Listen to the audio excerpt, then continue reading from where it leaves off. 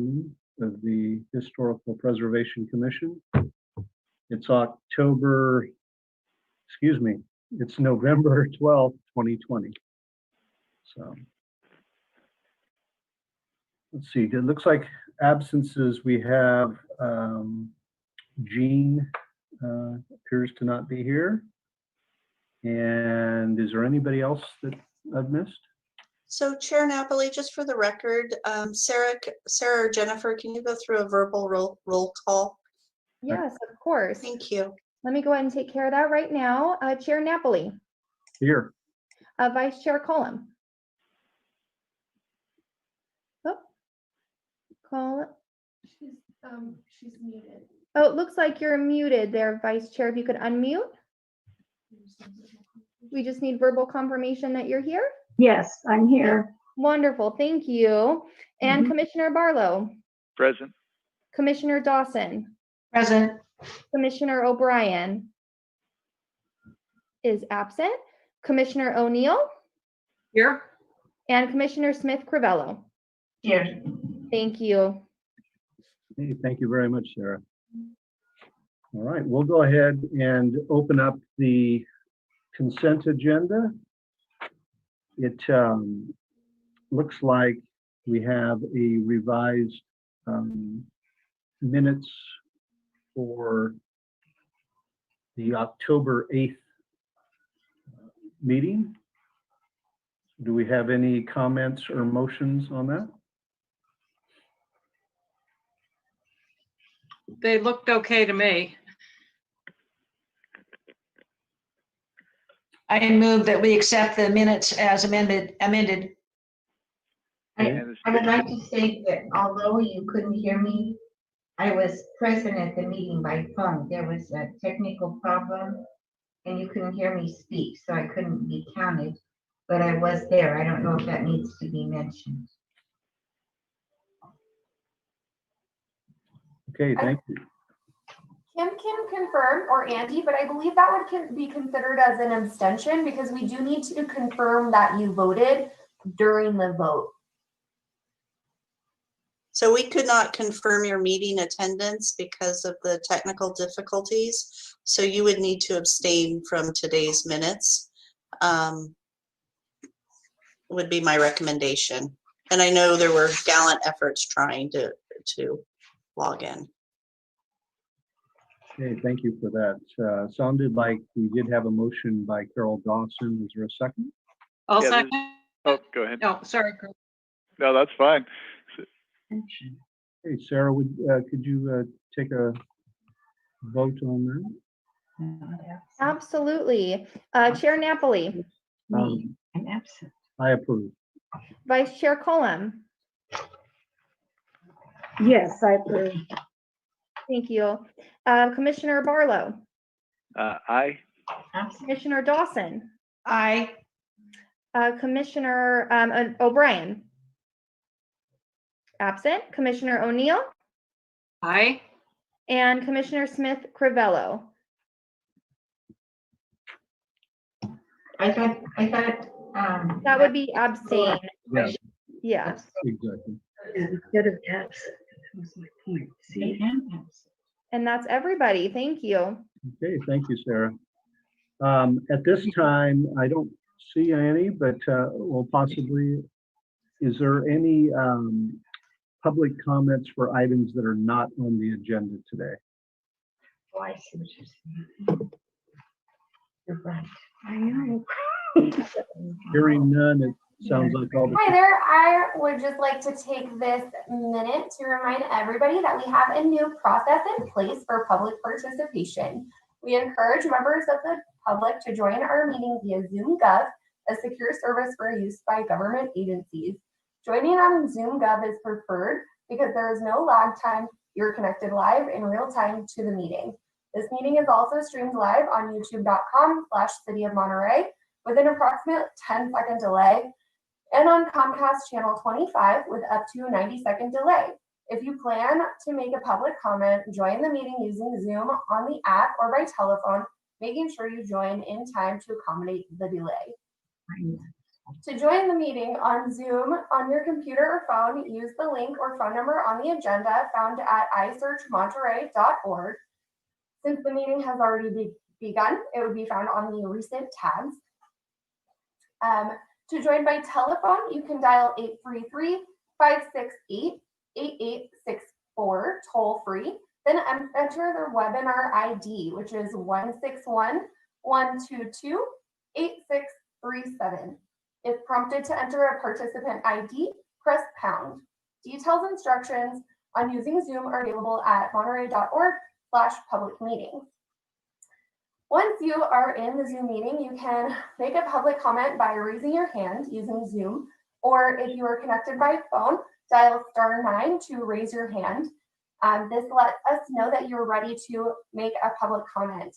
Once we allow you to speak, you can dial *6 to unmute yourself when you're called upon. Public commenters will be muted until it is their turn to speak. We ask that public commenters turn off TV or computer speakers or go to another room while connected by phone, as any background noise will interfere with the broadcast. Lastly, I will call on each public speaker in the order of hands raised. The chair has designated a 3-minute time limit for today's meeting, and we will share a timer on screen. If you're connected live on Zoom, the timer is accurate with no delay. Please stay within your time limit so you don't get cut off.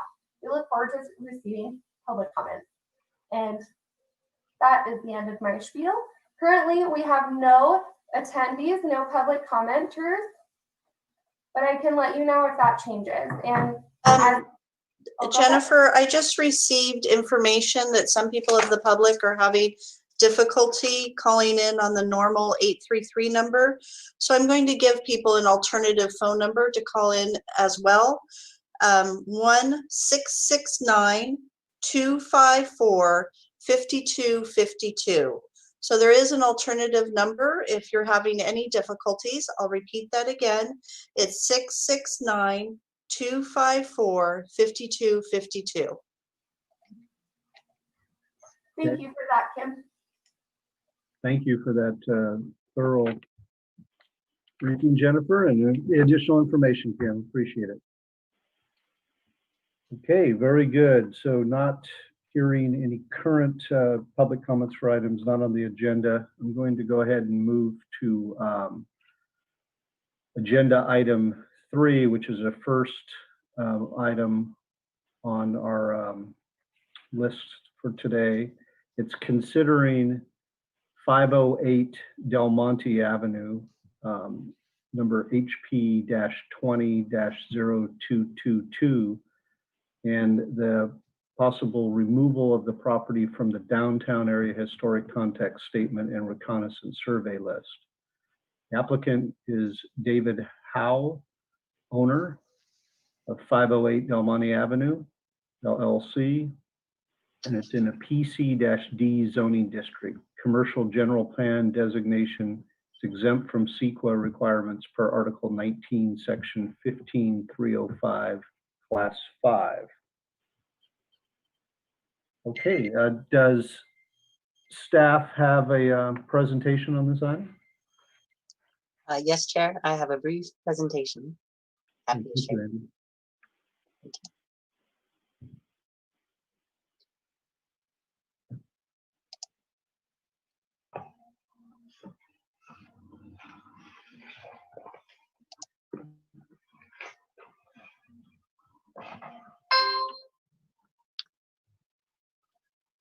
Staff received an application for removal of 508 Del Monte from the potentially historic property list, which is our reconnaissance survey. The intensive survey that was submitted, which is required for this kind of removal, concluded that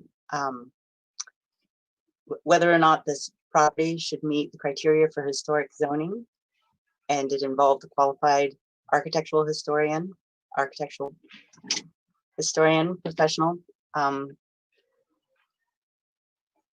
And the conclusion is that the survey, pardon me, I apologize, I'm receiving messages. I think for this meeting this evening, yes. So the conclusion is that the property does not have historic integrity sufficient for designation. As we can see in these photos, the first from the 1928 Toffner building image, it shows that, I apologize again. Let me just,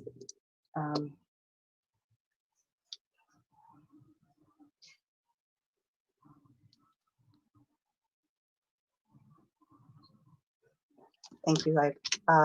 Yes, so as you can see with these images, there were very different openings and doorways for this building in the past, and that there was significant changes to the building over time. With this building, one of the additions is what is known as the French Laundry, and when that addition was made, there was also significant alterations made to the facade of the building, such that in the end, there is not historic integrity sufficient for this site to be designated historic.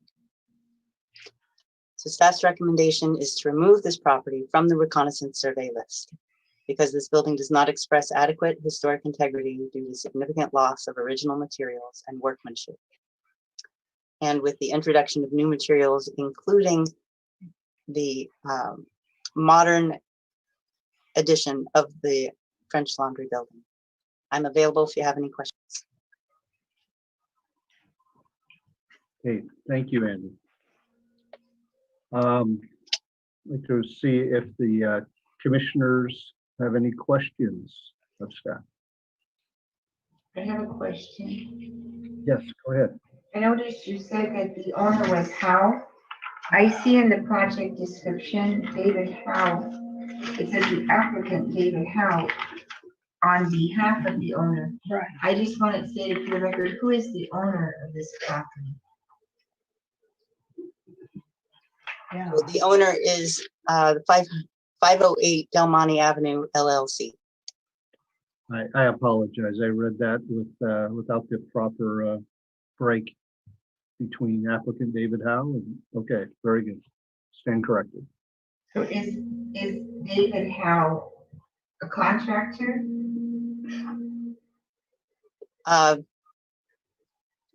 David Howe is the applicant. Are you asking whether or not there are development plans? I'm trying to figure it out. That's a good question. Thanks. Sure, sure. Yes, there are preliminary. Nothing has been submitted, but there is an idea that that this site may be redeveloped. I have a comment. I'd like to share my screen, if I may do so. Okay. Go ahead, Carol. What? Go ahead. Okay. Just take a second here.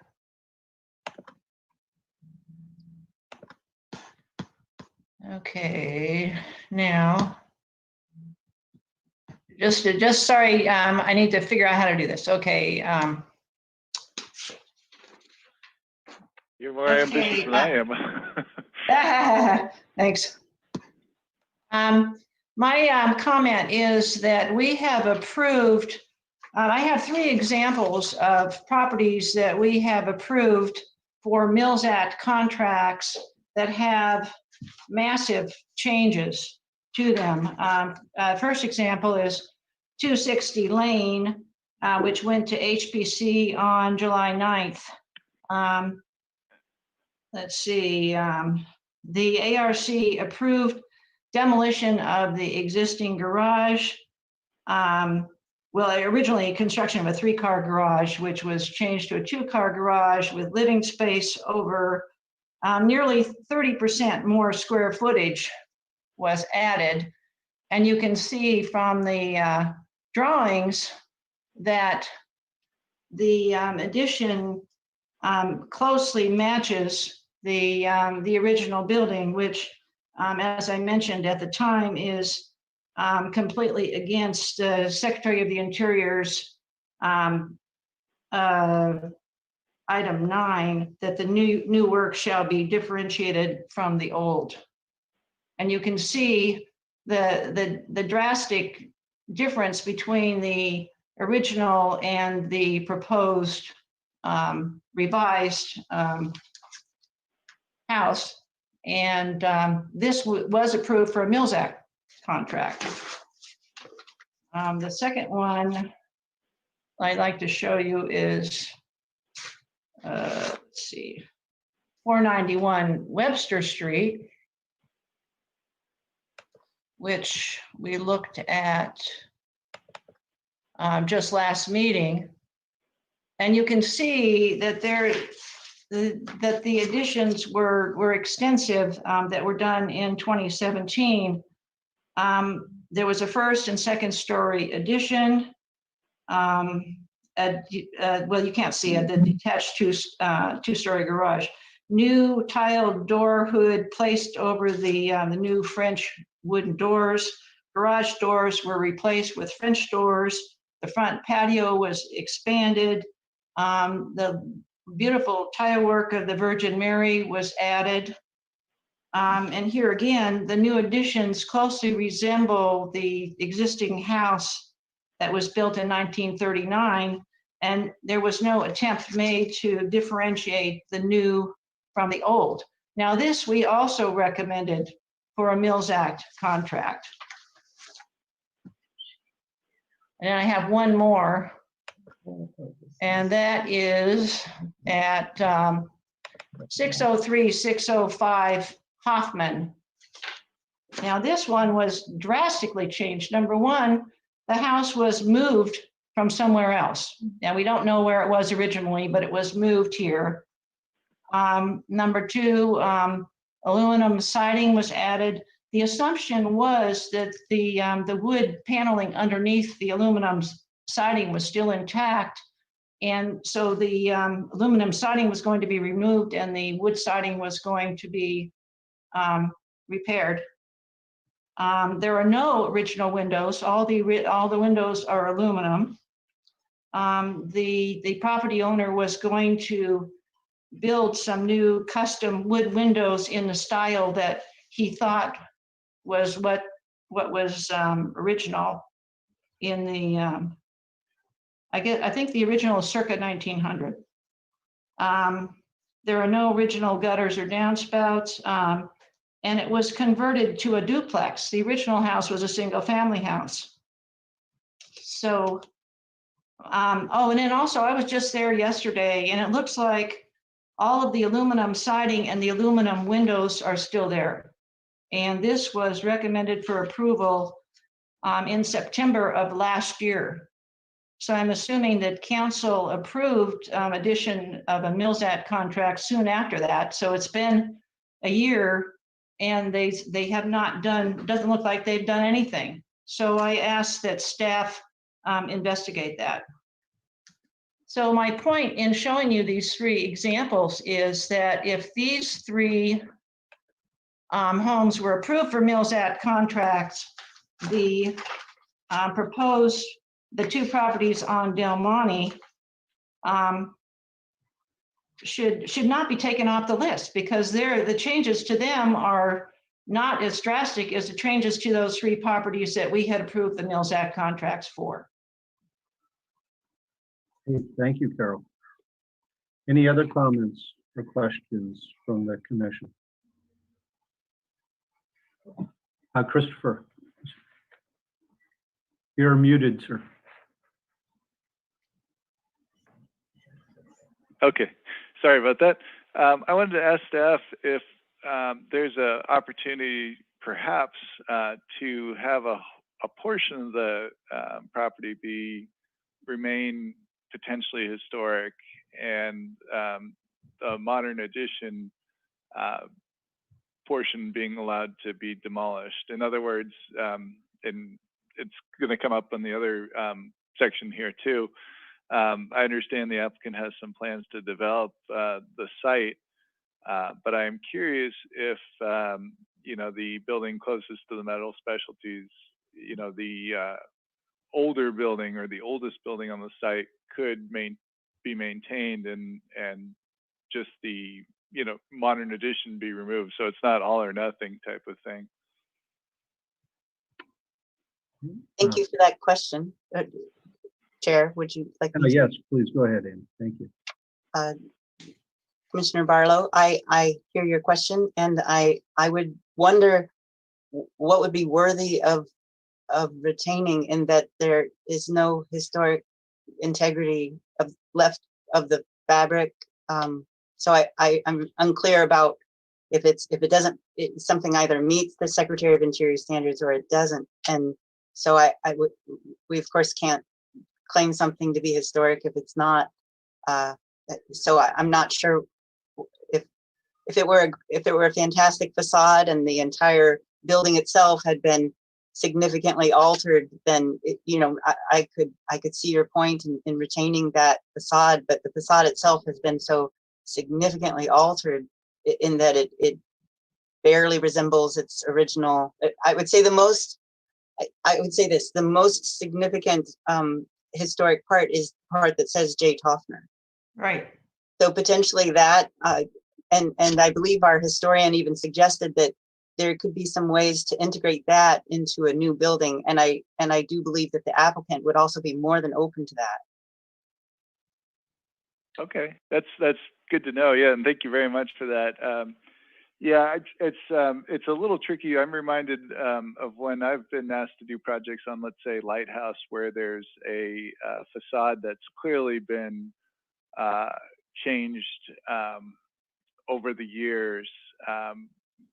And I'm not sure where that falls into in the historic guidelines, but we have been asked to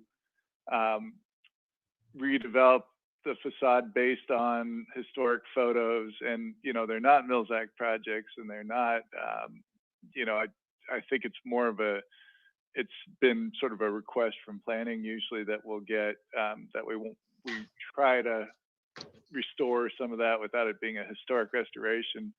So I'll just put my cards on the table here. That's frankly what I'm thinking. I do like the the nod to the date of the building, and I also love the little, I don't know what you call it, like the porch on the second part. I think those are very unique touches. Whether or not they're historic, we can talk about that here.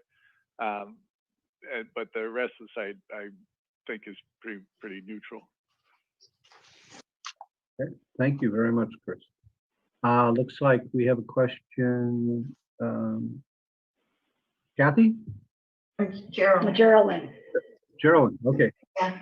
I actually think these buildings, and I'm not as much of an expert as Andy is in this, but even the changes in the buildings are 70 years ago. To me, they still qualify as historic. And if you look at the picture, and I know the windows are different, and I know there are some differentiating things, but to me, they look very similar.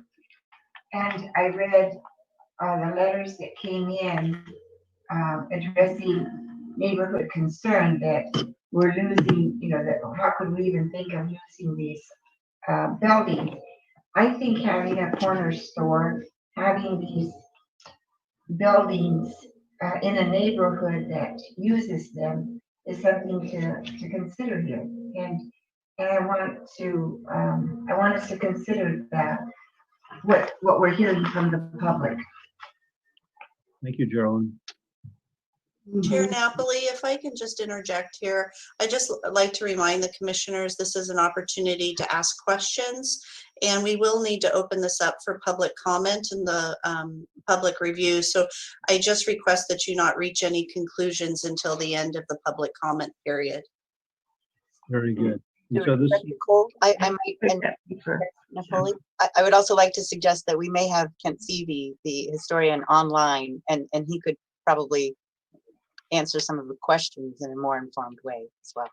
okay, since we're going to circle back around to some commissioner comments later, why don't we go ahead and ask the applicant for, Can I ask a question first, Michael? sure, go ahead. O'Neill, the building we're considering is the small stucco, right? And next to it is another building, and then the Del Mar French Laundry. So is that all one building, or it seems that the other two buildings are clearly not part of that stucco 1928 facade or building. So I guess I'm just a little confused with the talking about how the French Laundry is an addition, and is it part of that building? And if so, it certainly looks, like a different building. So what are we looking at here? I'd be happy to clarify if I may, Chair. Okay. Go ahead, Andy. Thank you. Yes. So the French Laundry was a modern addition to the stucco building.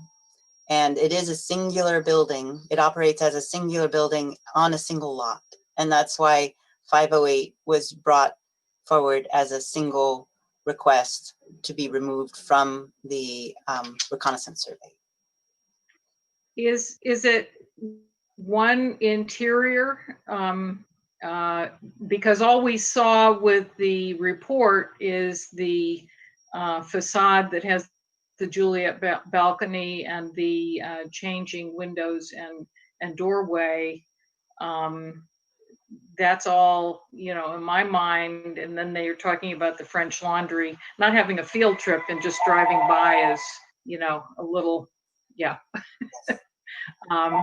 So we're looking at the whole thing. And if you could describe, let me turn off the phone. How that all works together. Is it one technical property with three different kind of walls or whatever? When you say three, it brings to mind the other property, 500 Del Monte, and that will be Oh, okay. Yeah, no, I'm talking about from the Del Mar over going left to the stucco. There's another kind of building-ish in between.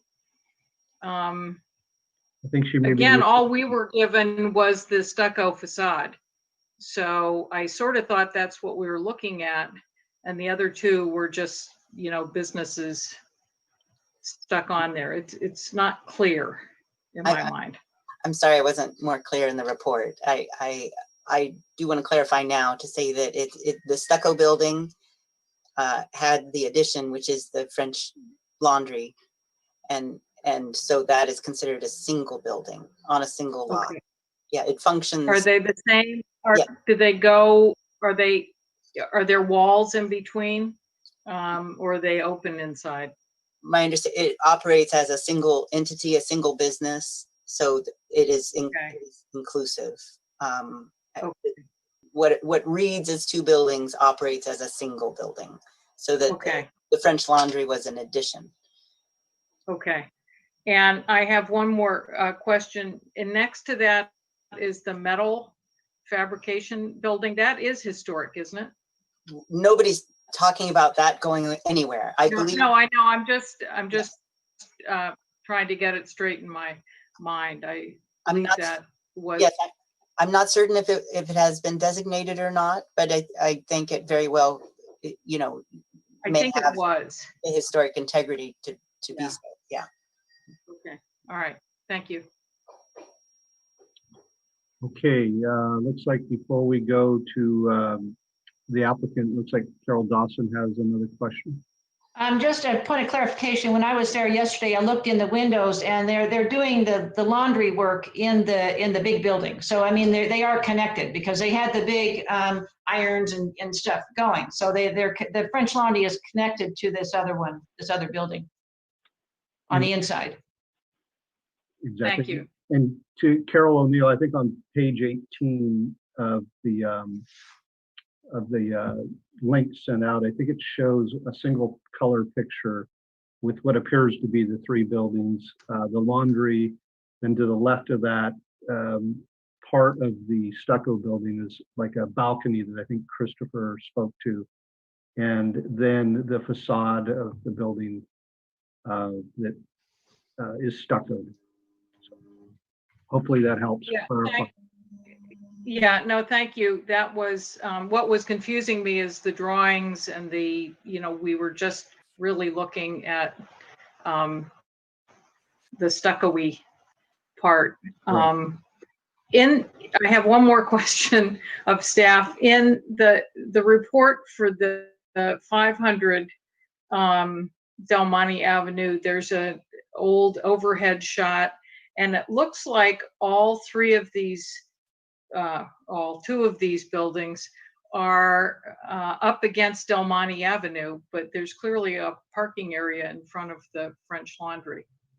Is that just a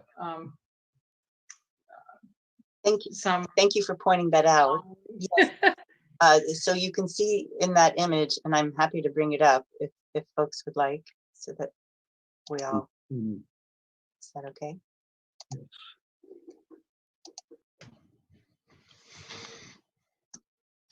So a little blurry when I try to blow it up, but you can see here, this is the 500 Del Monte, and then if you can see my cursor, there is an empty lot at this point in time, circa 1959, and on the left side of that empty lot is the older portion of the French Laundry.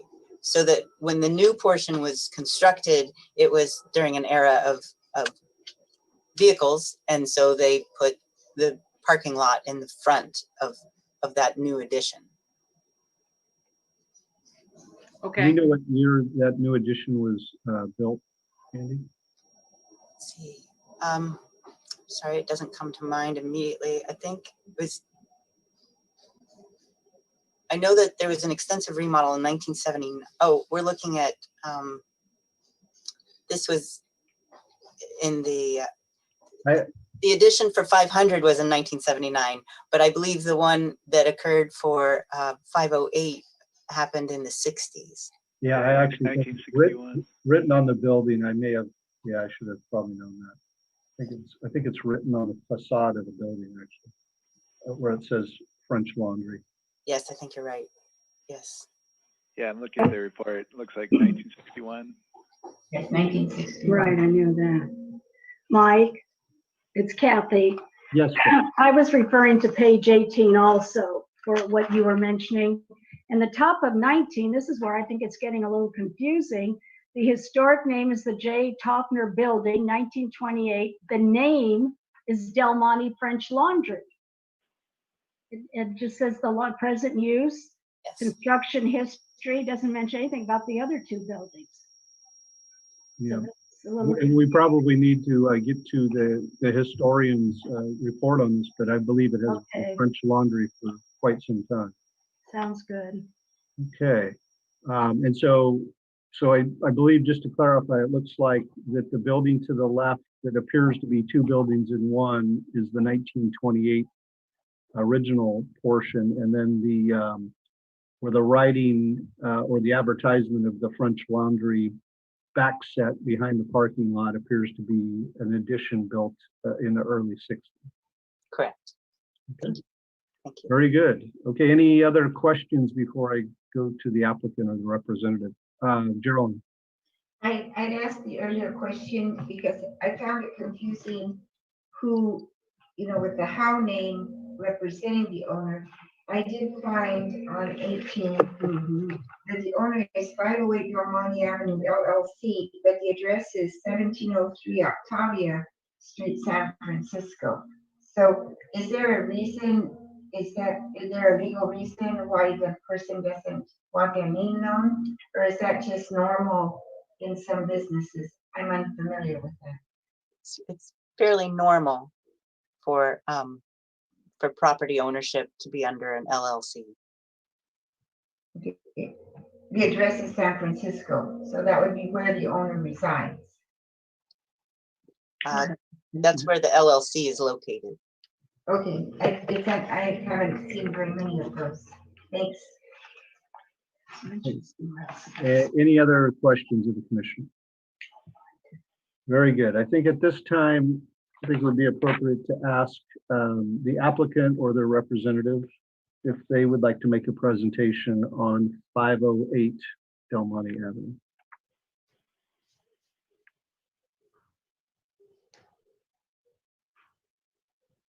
Do we know if they're attending, Andy?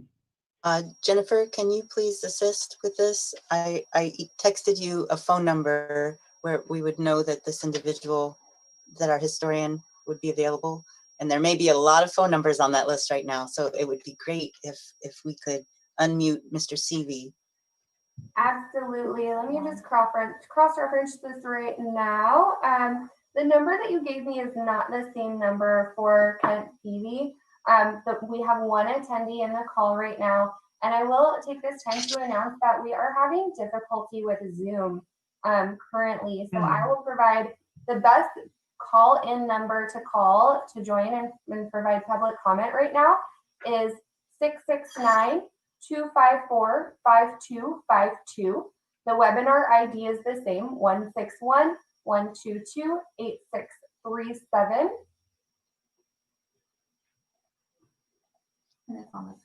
And it's also on the screen. Thank you for sharing that. Appreciate that, Chris. Absolutely. And just because we have a small amount of attendees right now, I do want to just verbally announce the Zoom link.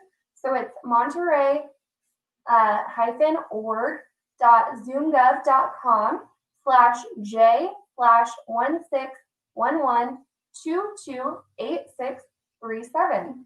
So that last number is the same as the webinar ID. Just to let everyone know, we are still having issues with Zoom, and I don't can't see on the line. Okay, do we have, by any chance, have the applicant, or is Kent Seavey representative in this situation? I have Kent Seavey on the phone right now. He's telling me that this phone number is not active, that he gets a response that says that this number is not functional. Doesn't go anywhere. If the voice comes on and says, put in your number, and I put in the number. I did it 3 times following the email, and they kept telling me that, doesn't exist. We can hear him in the background if you want to allow him to talk through your link. Yeah, the challenge we're going to have is if people cannot call in, we are going to have to delay these public hearings.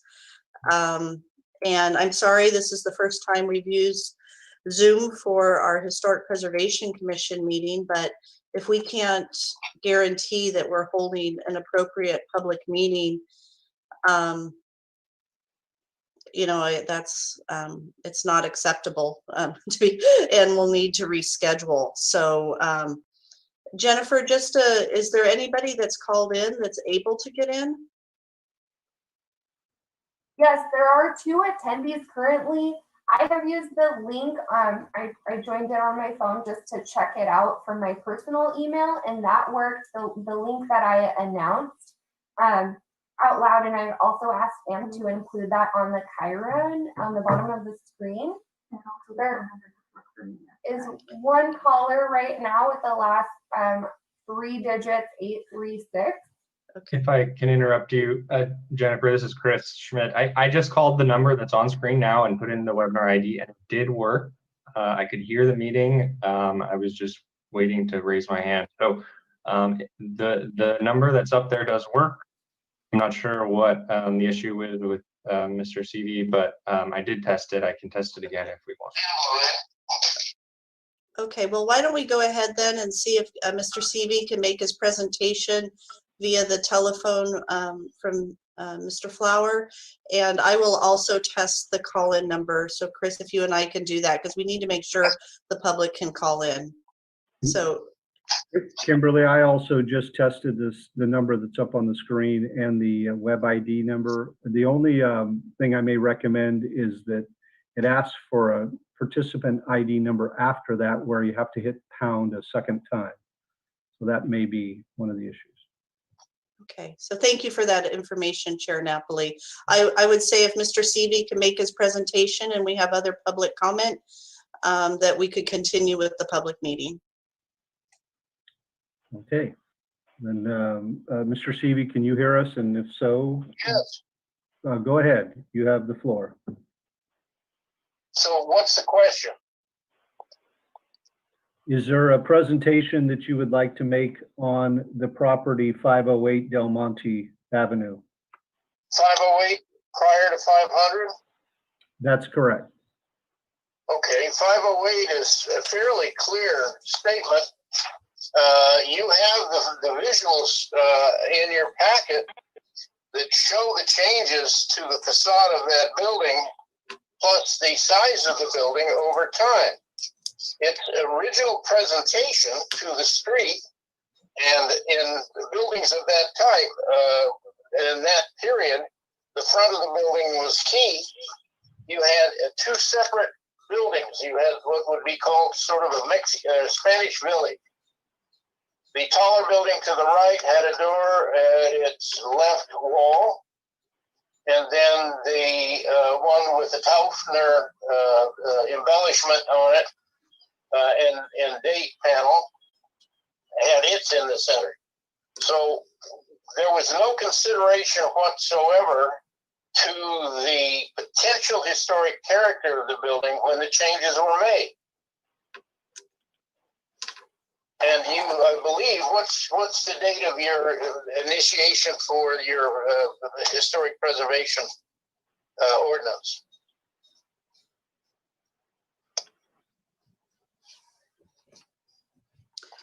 Ken, we follow the California National Registers with generally a 50-year time frame, and then special consideration if it's younger than that. No, that's not the point. Okay. The point is, when did the city allow, that was in the 70s, did they allow them to do that? Oh. Without review? Yes, our historic preservation ordinance, I think the earliest versions of it are in the mid-1980s. Okay, so the changes that were made to the building were prior to an ordinance that would have required review. And so they did what they wanted to do, which was make it convenient as opposed to maintain any of its historic character. So they turned a potential street front, in other words, storefront, including the 500 at that time, which was a typical building of that period. I don't know if you have it in your packet where you can see the configuration of fenestration on the front of the building as opposed to after McIntyre put these mezzanine lights in. So basically, what might have been a trio, because I concur with what I saw in some of your stuff, that the dark gray building, the Deco building, certainly would qualify, and it's still in one piece. But the changes made to those commercial buildings simply don't fly in either history or in integrity, physical integrity of the building, in other words.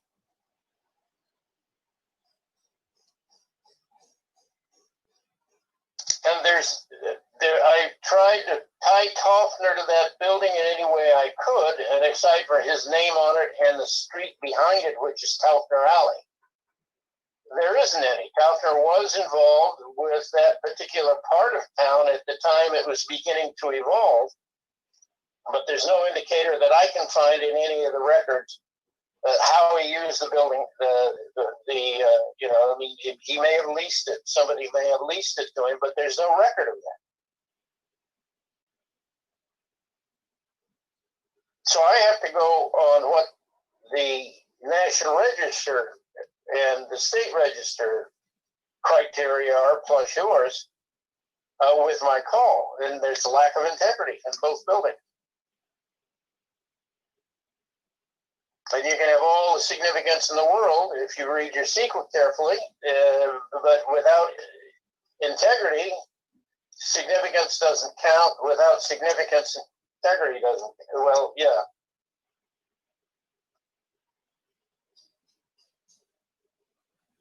And there's the visual evidence in the 2 sheets or 3 sheets that were provided you with the drawings of the original building envelopes or the earlier building envelopes prior to the changes in both. And I did a composite on the one to show you how those changes occurred.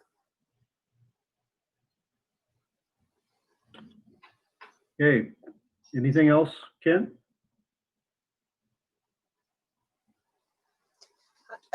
I'd like to ask, Kent, were you privy to some of the questions earlier by the commissioners and comments? No, I just called Andy's number after I couldn't get anybody anywhere else. Chair, I would maybe suggest that maybe some of the commissioners would like to have Kent respond to their questions. Yeah, I think I agree. Before we go to the public comments, let's go ahead and recanvass the commissioners for the questions you had earlier, assuming that Ken was listening to them. Let's give you the opportunity to ask again if you'd like. I'll open it up.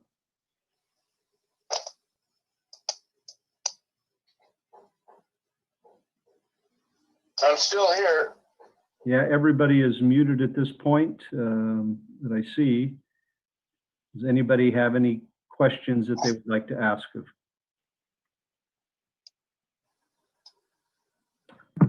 I see no questions at this time. Oh, wait, excuse me. I see Geraldine. Go ahead.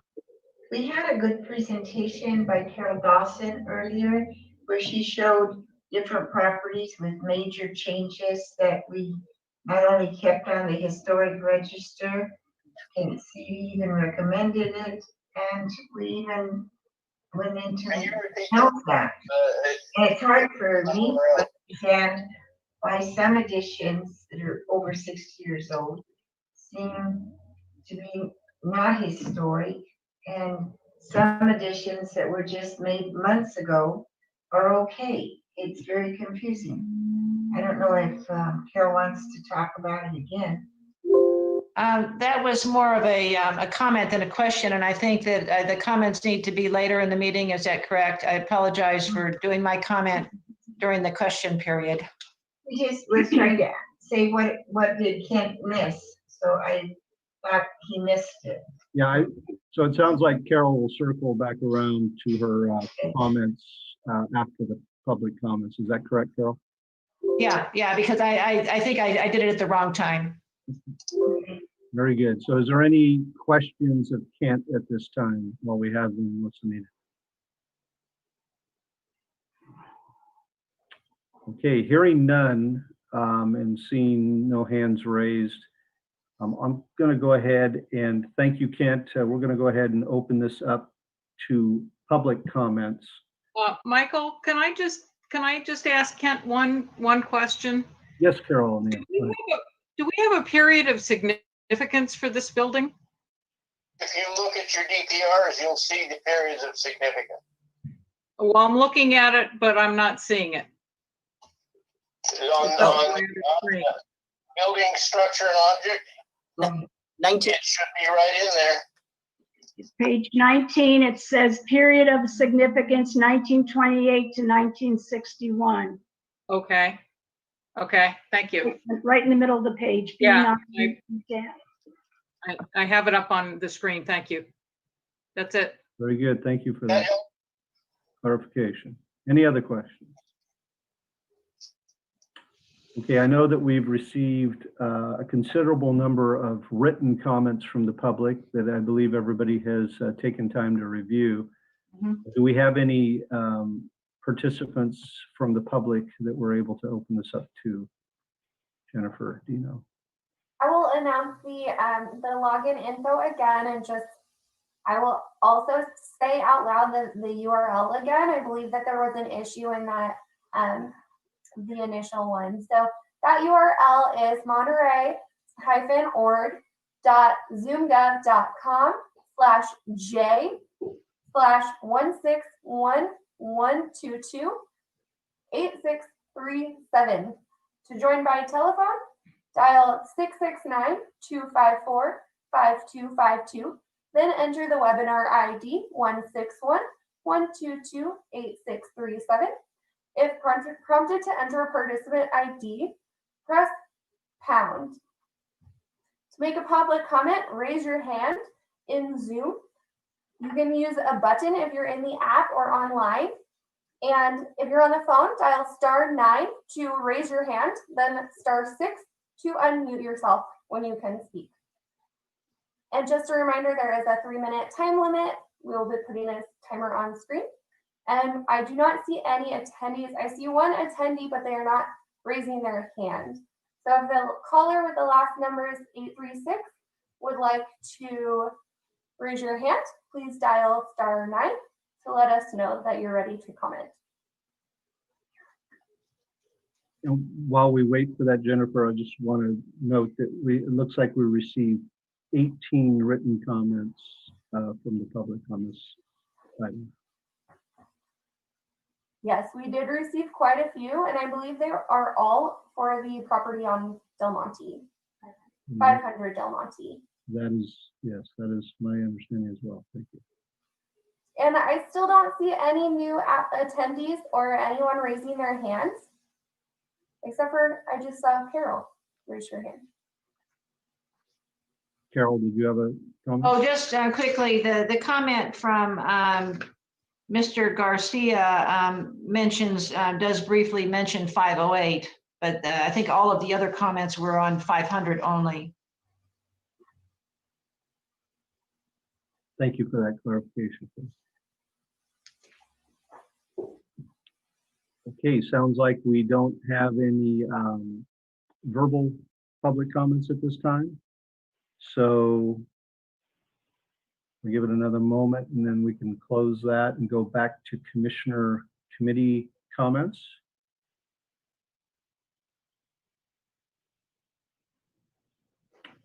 Okay, Jennifer, no hands raised. Not at this time. I see no hands raised, and I've seen no additional commenters. Okay, well, being that we're keeping this pretty open and Carol public comes Dawson on. had her hand. Yeah, I'm going to get to the commissioner comments in a moment. Oh, sorry. Is it the wrong time again? I'm sorry. It's the wrong time, Carol. We're okay. Okay, so if we do receive any public comments, please let me know and we'll allow them to join in. Carol Dawson, you are up. Go ahead. Okay, I'll be brief, but let me just show the 3 properties. I'm going to do a screen share. And I'm not sure that Kent if he can see those or not, but well, he's probably familiar with these. The first one is 260 Lane Street, and there was a large addition approved that amounted to 30% of the area, and you can see the original building and the proposed changes. It really does not, in my mind, resemble the original. I mean, the changes to this building are not any less significant than the changes to both of the buildings on Del Monte. And then the second one is 491 Webster that we just saw last month. You can see that with considering the addition and the changes to the balcony, the changes to the garage, they made the patio bigger. They added that lovely tile work of the Virgin Mary. I mean, to me, it doesn't look like the same building.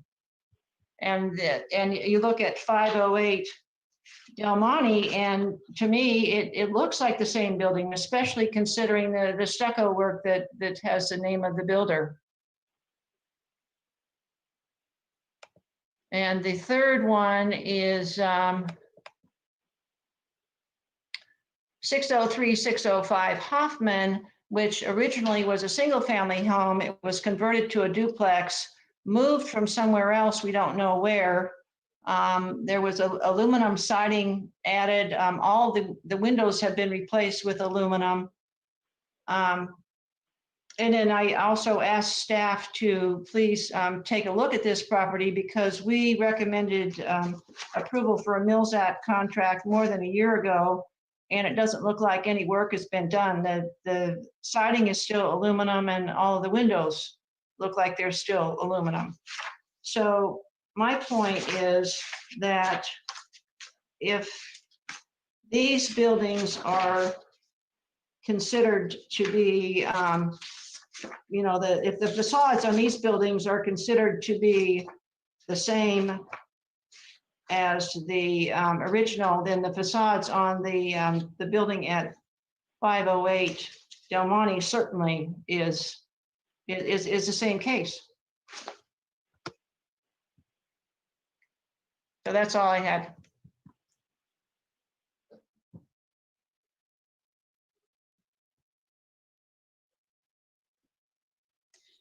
Mr. Napoli, I think you're muted. Thank you. Thank you. I've just unmuted. I appreciate that, Carol, for the second time there. I think you got that information out there. Is there any now comments or questions once we've heard from Kent and from the commissioners?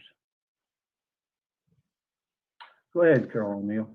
One of the reasons I asked about the period of significance is the French Laundry addition seems to fall into that period of significance, 1961, which was 60 years ago-ish. So we can't throw that out as part of, in my mind, how we look at that building. We're either looking at the 1928 and throwing out the French Laundry side, but if the period of significance includes that, then it's part of the building and part of the historicity of the site.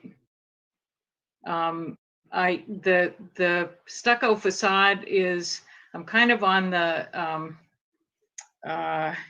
fence about that. There have been some changes, but the really interesting part of that building with the balconies and the little bits at the top is what make it unique. Actually, the rest are things that could be put back. I mean, if you wanted to put back the doors and the windows as they were originally, it certainly could be done. They seem to have been done about the same time as the French Laundry addition. So that's my piece. Okay, thank you, Carol. Continuing on with your thoughts, I was just able to pull up a better photo of the French Laundry addition that was done in the 60s myself, and it states on their advertisement of the French Laundry that it's been there since 1932. So, wow. Yeah, that very well may clarify that the business maybe started in the building to the east with the stucco facade. And my thoughts just in general on this is, like Chris had stated earlier, I find the facade of whether it's been modified or not, and to Carol's point, we've looked at a lot of modified buildings, a very unique and interesting facade. It catches my eye every time I drove by. I know the French Laundry has also been an important part of the fabric of the history of Monterey. Many people are very aware of it. So just my 2 cents on the building. The stucco building itself seems extremely part of the fabric of our town here. Any other, go ahead. I add to that, Mike, Kathy here. When I'm stuck at that signal at Figueroa, I don't look to the right. I look to the left at those buildings. Maybe because when I managed Seven Gables, we used the French Laundry, so I have a personal attachment there. And I don't think we should ignore all these comments we've received from the public. The name of our organization is Historic Preservation. I feel we should be preserving history. Amen. Thank you, Kathy. Go ahead, Gerald. Well, I guess I wonder too, if you're taking the potentially historic status away, I would say historic status, is it in preparation to tear them down? I know we're not making that decision. And then what might come up there? I know we probably have a need for more apartments. We probably have lots of needs. But apartments always look very nondescript. They're not interesting. They don't tell anything about the history of our city. And I think we really have to look hard before we take down buildings like this. Might follow. And I'm worried about taking away the designation. Thank you very much, Gerald. Any other comments, Commissioner? Do we have any motions?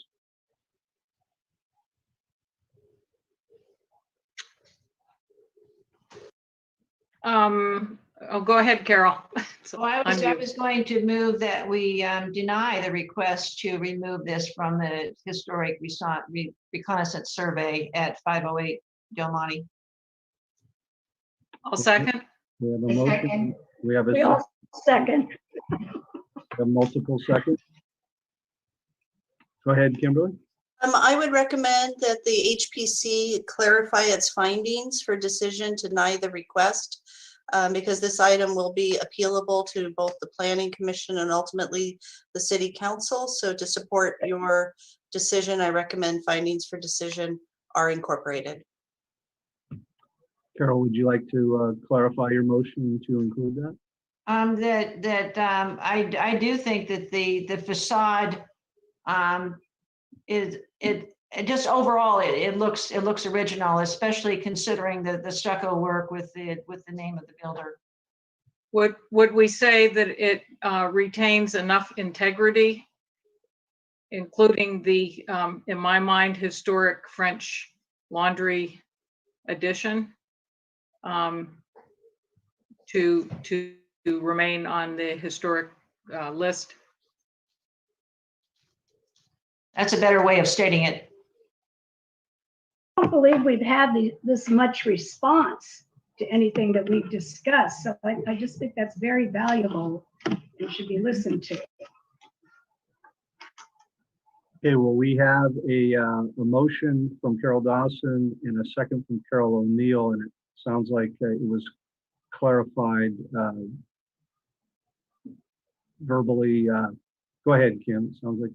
And I'm sorry just to belabor this, but I need to make sure I get the findings for decision for the HPC accurate, because it becomes very important.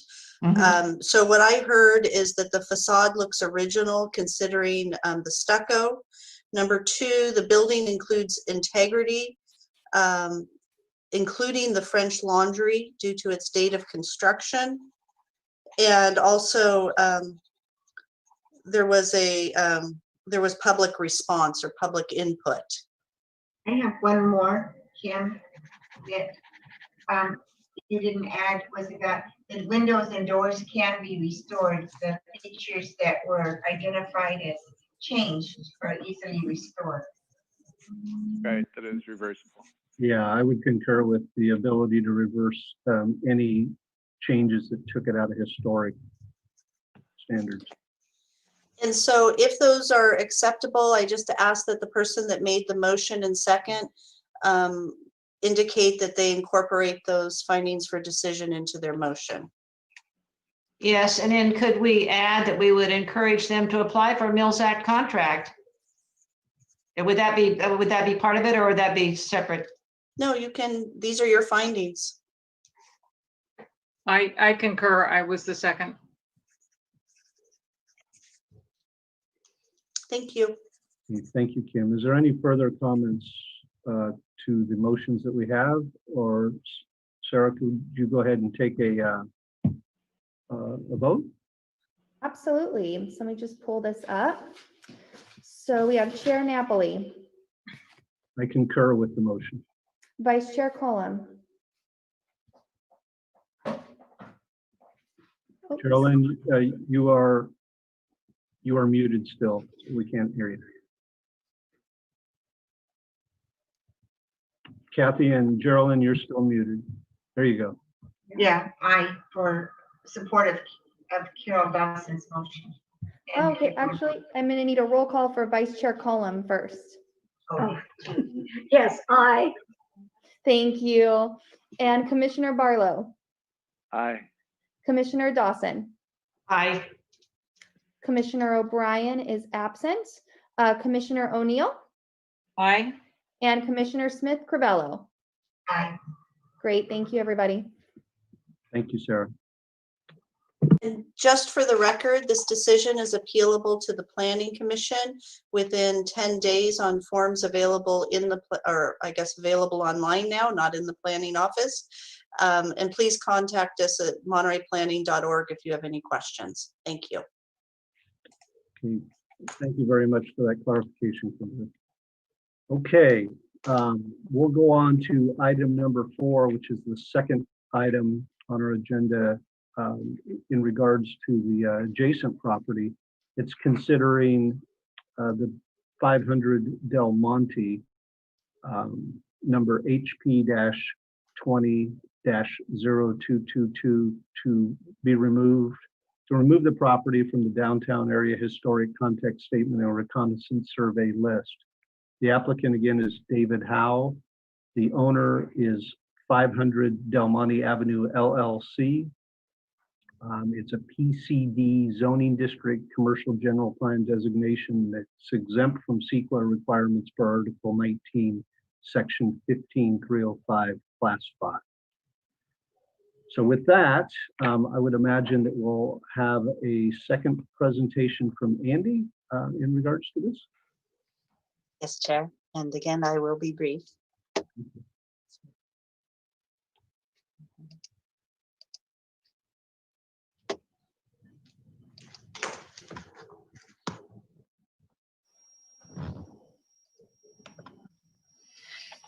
So next we have 500 Del Monte, the adjacent property on the corner adjacent to 508 Del Monte. And again, this is an application to remove the property from the downtown area context statement and reconnaissance survey list. Again, this intensive survey identifies whether or not properties meet criteria for historic zoning. This was performed by a qualified professional, Kent Seavey. He prepared the intensive survey and concluded that the property does not have historic integrity sufficient for designation. So here we have a close-up of the aerial photo that was included in the report, and I've also included a more recent image so that you can see this property.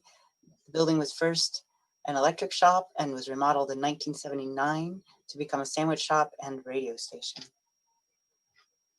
Here you can see a big difference in the windows on the second story as well as on the ground floor.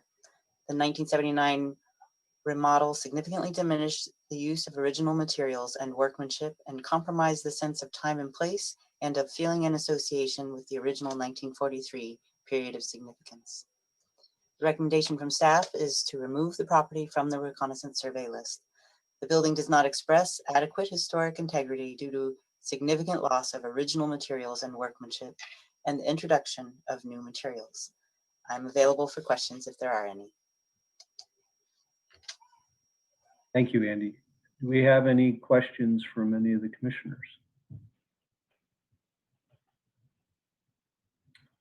I don't see any questions at this time.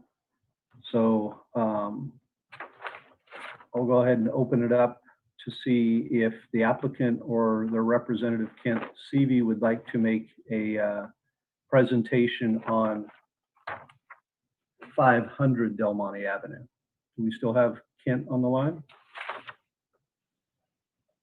Let me take a look. I'll take a minute and just re-announce the number for public comment if he'd like to call in. I don't appear to see him on the line at the moment. And the phone number again for public comment is 669-254-5252.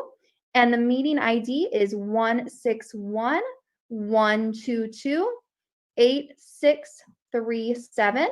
And just a friendly reminder, if you do call in, make sure that after you enter the webinar ID, it might ask you for a participant ID. And instead of entering a participant ID, all you have to do is press pound to get through to the meeting. And I do have Kent Seavey on the phone. Chair Napoli, if you would like to have. I turn the barrel. Okay, your turn, Kent. We're talking now about the corner property 500. Hi, 500. I can hear you. Excellent. Just look at the pictures. If in historic preservation, fenestration, the windows are the soul of the building. If you look at the original windows that were there, that was a very typical building of its period. The work that was done on it radically altered it. And the facade, again, the facade is the key because it's a fixed line of fronts. And I stand by that 100%. The events that occurred in there, there's no indicator, nothing can give you, it was a restaurant for a period of time. That was an activity that occurred inside the building. There's no evidence of that, except that it's a takeout place now, but the inside of the building belongs to the owners, the use inside, not to you guys by California law.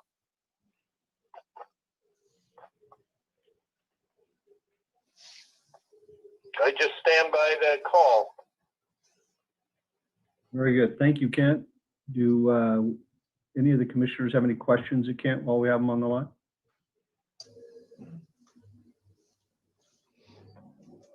Not seeing any hands raised. I'll go ahead and ask if we have any public comments.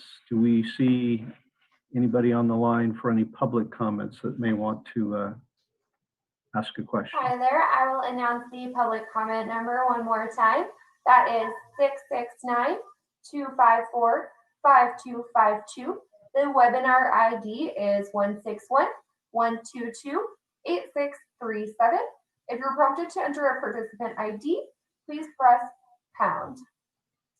Once you're in the public comment, you can dial *9 to raise your hand and dial *6 to unmute yourself. We currently still do not have any public commenters at this time. Okay, thank you, Jennifer. So not seeing any public comments, we'll, of course, if anybody comes online, we'll allow them to come on board. I'll open it back up to commissioner comments or any motions. Christopher. Thank you. I have to say I'm probably going to be accused of inconsistency here, but this building to me is not of the same caliber as the one we just looked at. I do have to say I agree with Kent. To me, if this building was built today, looking exactly the same way, I wouldn't have any ability to see any real strong character defining features that make it a historic building. And I'm sort of thinking about it, if we flipped this and said, well, this is coming up for Mills Act evaluation, how would we respond as a commission? And I'd have a hard time saying, well, this is a real gem. I do appreciate that it represents kind of a row of buildings that have some history in that area. And this really shouldn't be part of the consideration, but from an applicant standpoint, if we've got the same owner that owns both lots, I'd see the corner lot being a lot more valuable to the owner, potentially for whatever they're going to use it for. And this gets back into, well, what's the period of significance for the French Laundry? But when I was originally looking at these two, I thought, well, you know, the only thing that would be, to me personally, important to keep would be the stucco building. And, you know, that seems like a very fair thing for the applicant to enjoy the use of the rest of the property. So that's my 2 cents anyway. Excellent. Thank you, Christopher. Carol, looks like you might have had a comment as well earlier.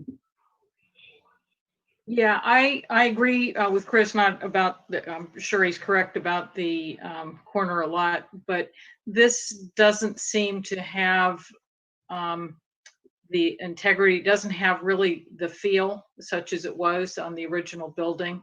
And this seems to look less historic and less like it was than the other property. So I wouldn't lose any sleep if this was taken off the historic reconnaissance list. Yeah, I agree. Okay. Thank you, Carol. And the old Carol Dawson? But you need to look at all of the public comments. We have 18 public comments in favor of saving the building, and I would have kind of similar comments that I did on the other building, because I do think that the facade is very similar to the original, and that it, I mean, all the same things that we said on the last building. I mean, you could change the windows back to make it look like the original.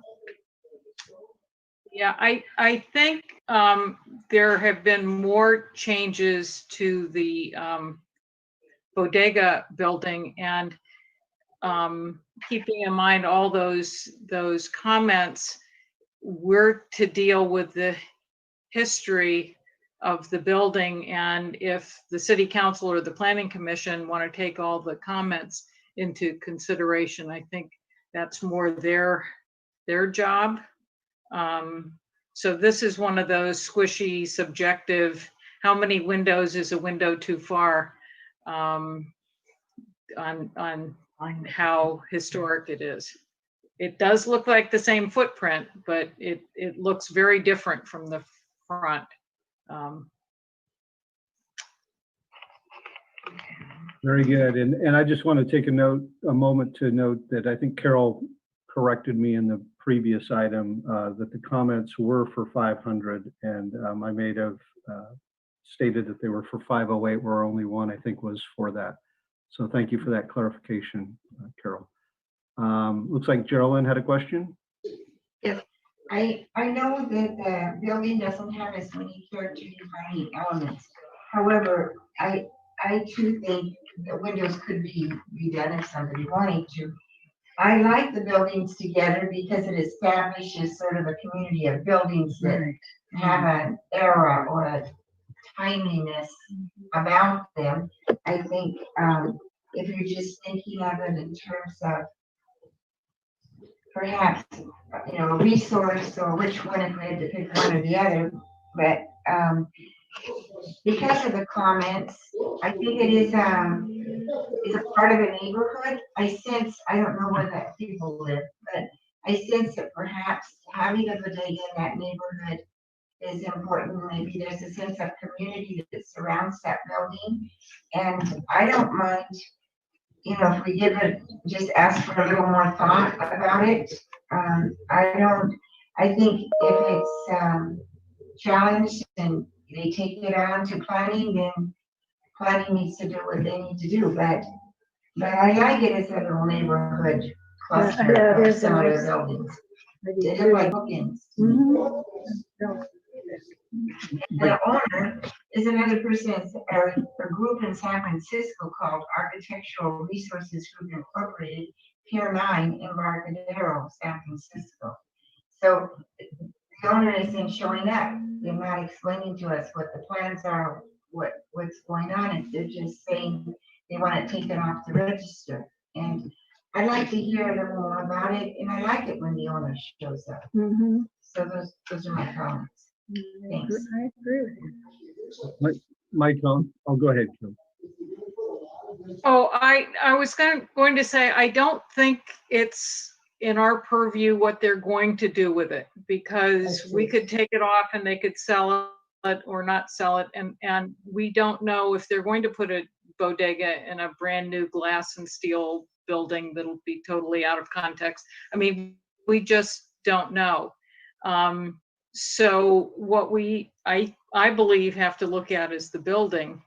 It is, if we take it off, it is permission to bulldoze, but knowing what's going to come next, it could be anything.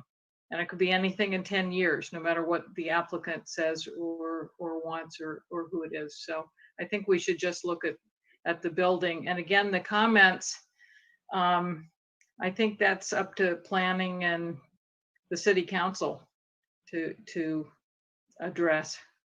Just my 2 cents. Yeah, my comments are probably similar in thought as yours and possibly Chris's on this. It does appear to be maybe a less architecturally interesting structure built in the middle of the war, possibly as more of a commercial type building. And I believe, you know, with what Ken stated, there has been considerable changes, especially to the window looks of it. So it doesn't really fit the original intent as the building looks in the older historic photos, where it was more of a shop design. Now it's more of a retail outfit. But I could probably state that it doesn't seem as architecturally significant as the previous building that we discussed, in my opinion. I'll go ahead and make a motion to follow staff's recommendation to remove this building from the historic reconnaissance list.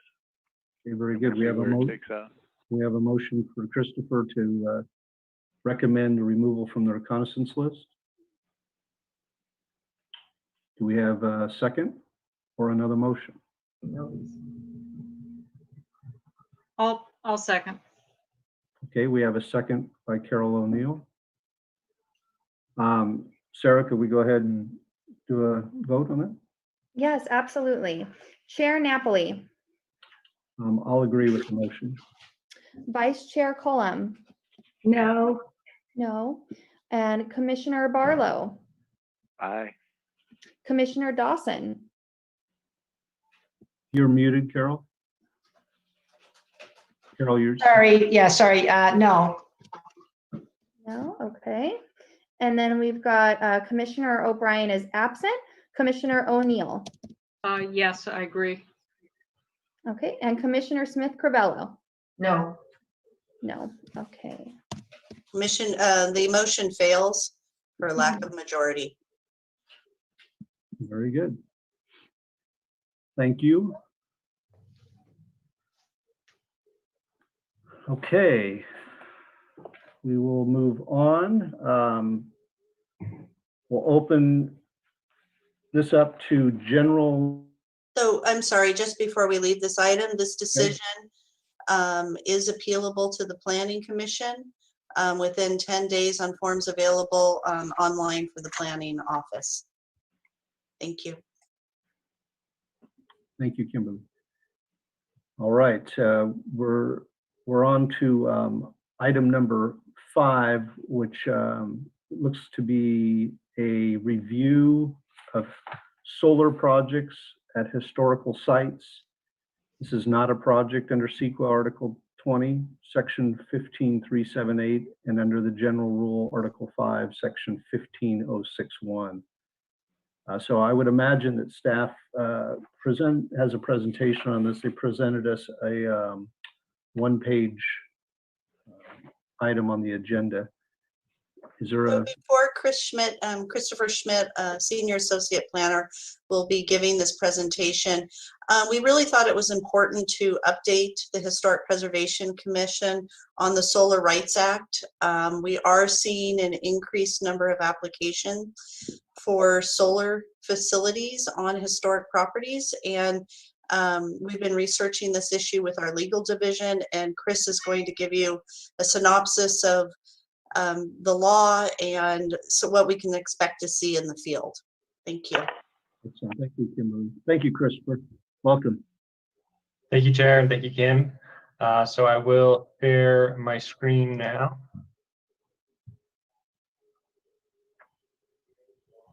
Okay, so I've titled this Solar Projects at Historic Sites, but really it's solar projects in general throughout the state of California. And just a bit of background information on why the state has implemented some of these requirements. So the state is really trying to promote and encourage solar energy systems by limiting local jurisdiction review requirements that may result in cost and efficiency barriers. And typically they're actually really prohibiting city or jurisdictional staff from recommending or requiring changes to projects that may result in, I believe it was 10% efficiency reductions or increased costs of over $1,000. And there are some specific definitions on what types of projects really that applies to, but we're going to have to try to understand that in the future. So the point is, staff may not be able to require discretionary permitting for solar energy system applications. And when I say discretionary permitting, that means things like historic permits and architectural review permits. So I do want to go into a little bit of background information on what we can require permitting for. So this was a project that went to the ARC in the last year.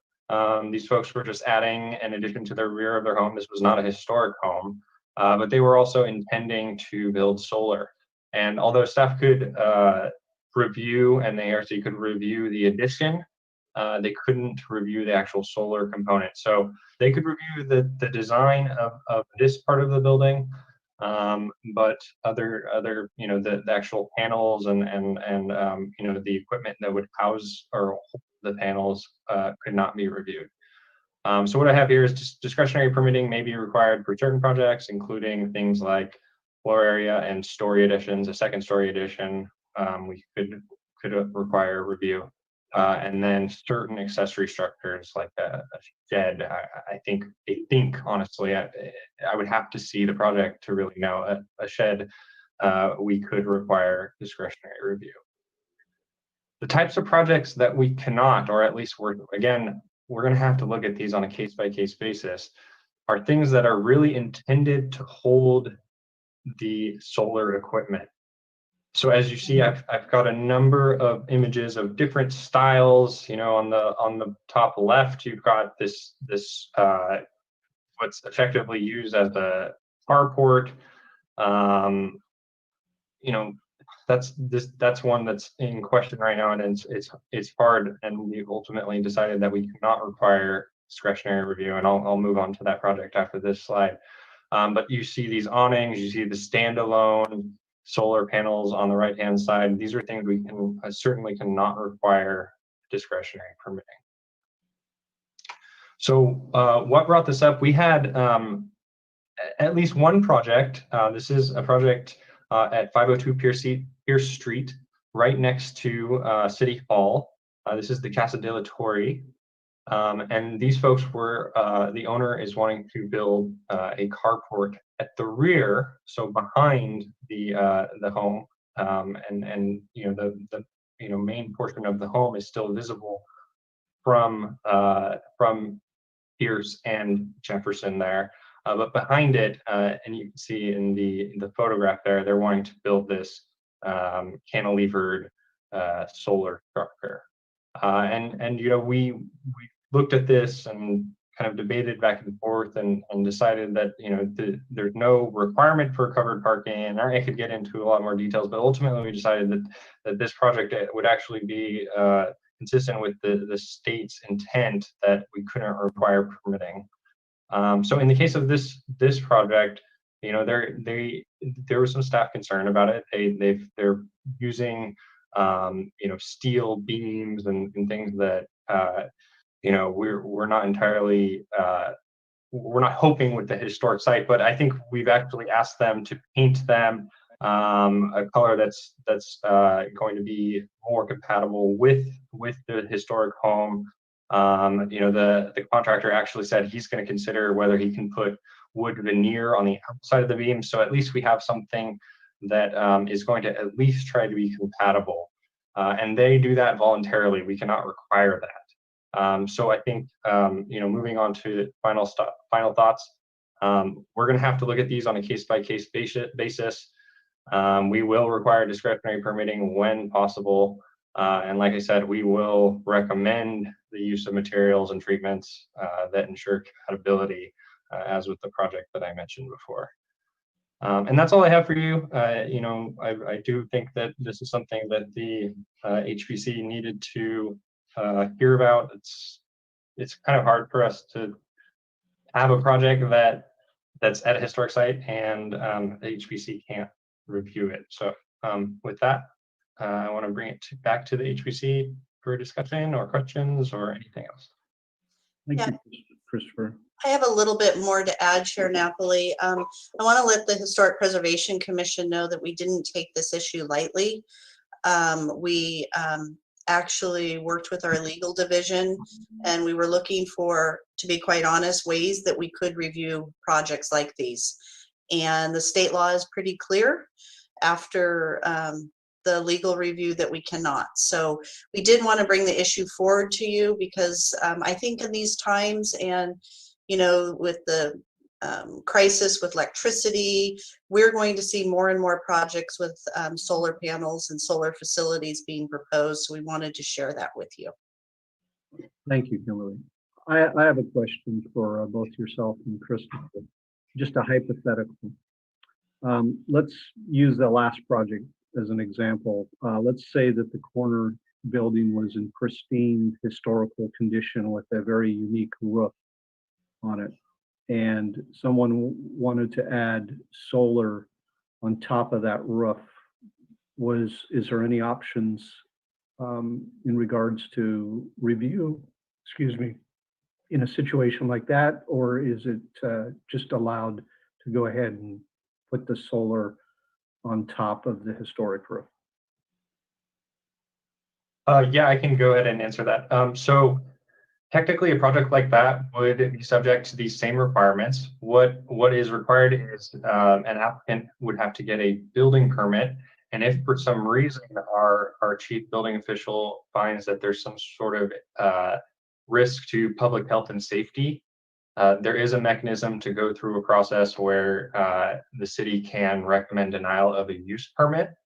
However, I think that if the applicant can determine that the roof is structurally sound enough to house or hold that solar system, it could be approved and likely would be approved.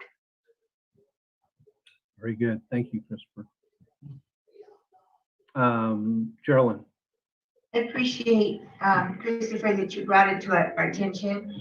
I can understand the standalone projects and maybe some project on a roof that no one sees. But I encourage the city to look very carefully if there's a solar installation that does change the look of a historic property and obscures it in some way or detracts from its historic look in a way that's noticeable. Carol Dawson. Yeah, hi. As an owner of a Mills Act property that has solar, I will just say that we voluntarily put the solar panels on a separate structure away from the house because we didn't want to destroy the appearance. I mean, we could have put the solar panels on top of the clay tile roof, which would have just completely destroyed the look of the house. And I thank staff for doing their due diligence on this, but it's very sad that we can't, at least strongly encourage people to preserve the historic look of their structures. Okay, thank you for that comment. Carol O'Neill. I am assuming that this is putting solar panels on a historic roof, and I'll use the example of, as long as it doesn't harm the historic roof. Would that be a fair assumption? Usually the solar lies on top of the roof. We have solar on top of the roof, but we don't have a historic roof. So the installation would have to have no damage to the roof, to the history. Yes? I No? actually don't know that that is true, honestly. I think that it's a hard situation when you cannot require discretionary permitting. CEQA doesn't apply, so protection of historic resources doesn't entirely apply. Now, if they're going to have to, put new support beams on the outside of the building for whatever reason, or make significant changes, it's just, we have to look at it on a case by case basis. But I don't know that a historic roof is actually going to be protected in this situation. In fact, from reviewing the state law, I actually think that putting it on an existing historic structure is a more clear case of something that is exempt from discretionary review than the standalone structure that we've showed. I actually think it's just a building permit in that situation, unless our building official finds that there's just no structural improvement that can be done, which anything can be engineered, I guess. So it's hard to say. I don't know the circumstances that would apply where they could be denied. Okay, thank you.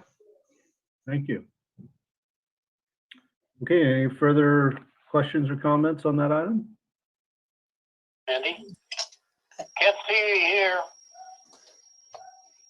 I'd like to comment. Kent, we can hear you. Go ahead.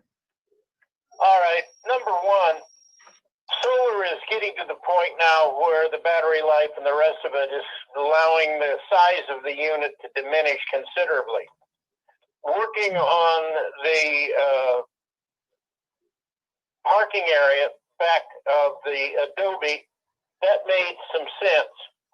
The materials employed could be either hidden or tucked away. They are tucked away in a parking area that is going to also have cars in it, for God's sakes. But there are, Dow and others are making solar shingles. And I would strongly recommend, first I'd like to congratulate Chris for his initiative in looking into this. But the next step is to find out through the National Trust or through Preservation News who's doing the best job in this shingle business, and if it would be possible, at least for composition and or shingle or shake roofs, to find a material that works that could be used on a non-visible roof portion to be used in, or be advised or encouraged to use instead of the panel. I think the stuff is out there. I think it's going to get better. But to follow up on Chris's stuff, maybe Chris can go out and check a little bit and see what the trust thinks and what the Preservation News people do in terms of advertising this, or at least dealing with it, so we can get a better perspective. Does that make sense? Very helpful. Thank you, Kent. Thank you. Okay, so we have a little bit of information there that there's possibly some technologies involved in the roofing industry that may mimic and replicate some of the historic roofing materials that could also provide solar instead of just solar panels on top of existing materials. So Chair Napoli, because this item's on our agenda, we do need to open it up for additional public comment. Jennifer, is there any additional public comment? I see no attendees in watching the Zoom webinar right now, but I can announce the number one more time. That is 669-254-5252. The webinar ID is 161-122-8637. If you're prompted to enter a participant ID, press pound. And still nobody has entered the Zoom chat, Zoom webinar. Thank you, Jennifer. Seeing no public comments, Kim, I think I'll open it up to any final commissioner comments. questions? Seeing none, do we need to move on this, Kimberly, or is this informational only? It was informational only. Okay, very good. Thank you. So we'll go ahead and move on. It looks like that's the end of our items. I do believe we had a packet from you, Kimberly, regarding some follow-up updates from the planning office. Yes, just to recap, we've had a busy month. We've had a rezone of 260 Lane Street that was approved by the city council. There was denial of an appeal at 816 Lily Street regarding a second-story addition, or actually just a single-story addition to a house. The city council also adopted an interim ordinance to comply with state law and to create a 16-foot height limit for accessory dwelling units. They tabled some items where we're looking at some new construction, and then they actually passed to print the rezone for 946 Franklin and 491 Webster. So we've had a busy month wrapping up here. We anticipate that the December council agenda will be predominantly about cannabis. And so Chris is actually the lead planner on allowing cannabis testing for medical testing for the product. So you can look at that for the December agenda. We've also, the Planning Commission's been spending a lot of time talking about accessory dwelling units. And we expect the Planning Commission through the month of December to be discussing the new state laws with accessory dwelling units and whether additional flexibility should be allowed. So we have a busy year as we round out here, but we probably will have a December HPC meeting and look forward to seeing you then. Okay, excellent. Thank you for that update, Kimberly. Okay, I'll open it up to any final comments or questions from the commissioners. Very good. Seeing none, we'll go ahead and adjourn the meeting. Wait. I know we'll probably be collecting information about any training we've had for the year. And when will we do that? How will we do that? And perhaps if there are any training opportunities for us coming up in the next few weeks, I'd like to know about them. Sure, no problem.